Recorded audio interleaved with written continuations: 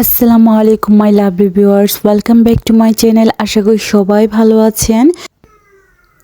আজকে সকাল থেকে অনেক বৃষ্টি পড়ছে আর বাসা থেকে বৃষ্টিগুলি দেখতে অনেক ভালো লাগে। আর এটা হচ্ছে আমার সাউদার রুমে এসে আরহান উইন্ডোর পাশে এভাবে বসতে খুব পছন্দ করে। ওর নিচে গাড়ি তারপর হচ্ছে অনেক লোক আসা যাওয়া করে, এইসব দেখে ও খুব এনজয় করে। আর আমিও এখানে এসে ওকে নিয়ে বসে থাকি। আজকে আমার ভাইয়া ভাবিকে বলবো আমাদের সাথে ইফতার করার জন্য। বেশি কিছু করিনি, কারণ আরহানকে নিয়ে এত কাজ করা যায় না, এত ডেকোরেশন করা যায় না। যেভাবে আছে সিম্পলভাবে আমি আপনাদের সাথে তুলে ধরার চেষ্টা করেছি। আমি চপ, বেগুনি, তারপর হচ্ছে ক্যাপসিকামের মতো এই মরিচগুলি, আমি অ্যাকচুয়ালি এই মরিচগুলির নাম জানি না, সব একে একে করে ভেজে নিচ্ছি। আর মাশাআল্লাহ সব কিছুই মজা হয়েছে। আমি কিন্তু চপ এভাবে ভাজি করি, ভেষনের মধ্যে চপটা দিয়ে আলু তারপরে কাঁটা চামচ দিয়ে এভাবে উঠাই, তাহলে খুব সুন্দর গোল গোল করে হয়ে ওঠে। আর এটার মধ্যে আমি কিছু বেকিং পাউডারও দিয়েছি, তাই অনেক মচমচে হয়েছিল। আর দেখুন, দেখতে অনেকটা সুন্দর হয়েছে, খুব গোল গোল, আর খেতে অনেক মজা হয়েছে।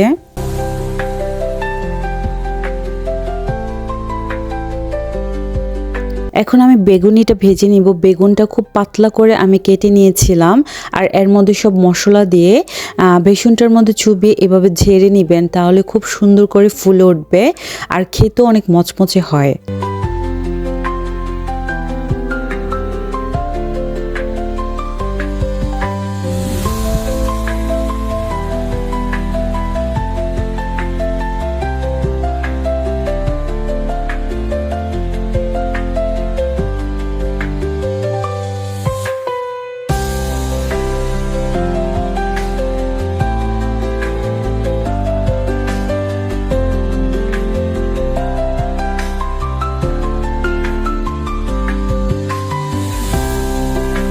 আলহামদুলিল্লাহ সব রান্না করা হয়ে গিয়েছে। আর এটা হচ্ছে পাতলা খিচুড়ি, আমার হাজবেন্ড রান্না করেছে।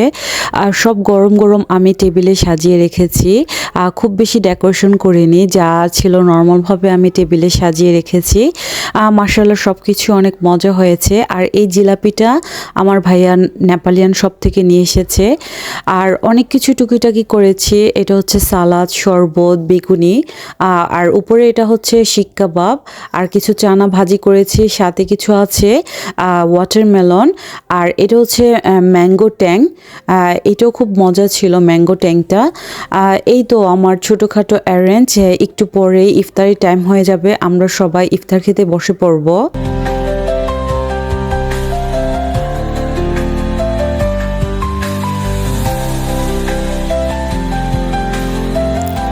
মাশাআল্লাহ আমার মেয়ে সবার জন্য সার্ভ করছে, আর আমার রাইফা তো রোজা রেখেছে, ও খুব এক্সাইটেড খাওয়ার জন্য, কখন ও খাবে।